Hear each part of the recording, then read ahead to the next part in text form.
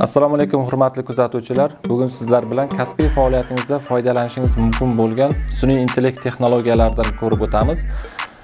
Buning uchun dastlab brauzer oynasini ishga tushirib olamiz va unga Magic School so'zini kiritamiz.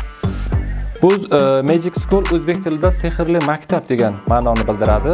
Barcha pedagog faoliyatda foydalanishi uchun 50 dan ortiq bo'limlarga ega bo'lgan sun'iy intellekt hisoblanadi. Buning uchun dastlab siz elektron pochtangiz orqali ro'yxatdan o'tishingiz talab etiladi va ro'yxatdan o'tganingizdan keyin quyidagi holatdagi ko'rinish ekranda namoyon bo'ladi. Endi bundagi barcha bo'limlardan ixtiyoriy yo'nalishda xohlagan ma'lumotlaringizni olish imkoniyatiga ega bo'lasiz va bu sizning faoliyatingizda anchagina yengilliklarni keltirib chiqaradi. Misol uchun, bizga hozir zarur bo'lgan dars jarayonida foydalanish yoki kasbiy faoliyatda foydalanish uchun kerakli topshiriqlar yoki test savollar zarurat tug'ilsa, bemalol aynan shu Magic School'ning Multiple Choice Quiz Assessment bo'limidan foydalanishimiz mumkin bo'ladi. Endi bu bo'limga dastlab siz kerakli bo'lgan savollarning mavzusini kiritib o'tishingiz talab etiladi.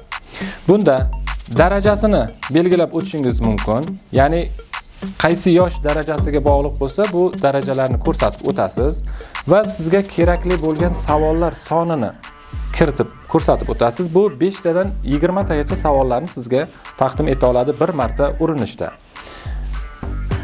Va pastdagi bo'limga siz mavzuni kiritasiz. Misol uchun, sun'iy intellekt texnologiyalari mavzusini ko'rib o'tamiz.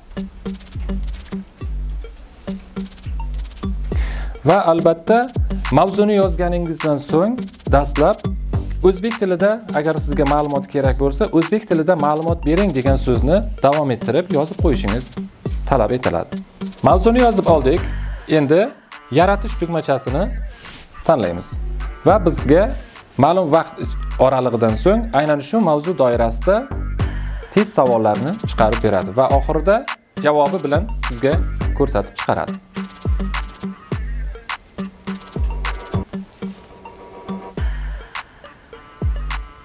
Mana bizga tayyor holatdagi testlar. Bularni biz faoliyatimizda foydalanishimiz mumkin, yuklab olib yoki undan nusxa ko'chirish orqali ham foydalanish mumkin. Nusxa olasiz yoki yuklab olish tugmasi bilan yuklab olishingiz mumkin bo'ladi. Endi agar sizda bu boshqa tilda chiqarilgan bo'lsa, bemalol o'zining tarjimon funksiyasidan foydalanib ixtiyoriy tilga o'zgartirib olishingiz mumkin bo'ladi.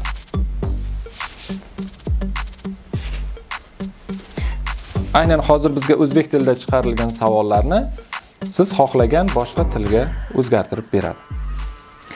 Endi bu faqatgina biz ko'rib o'tayotgan bo'limi test tuzib berish imkoniyatini beradi. Hurmatli kuzatuvchilar, birinchi darsimiz yakunlandi. Keyingi darslarimizda Magic School'ning boshqa imkoniyatlarini sizlar bilan birgalikda ko'rib o'tamiz.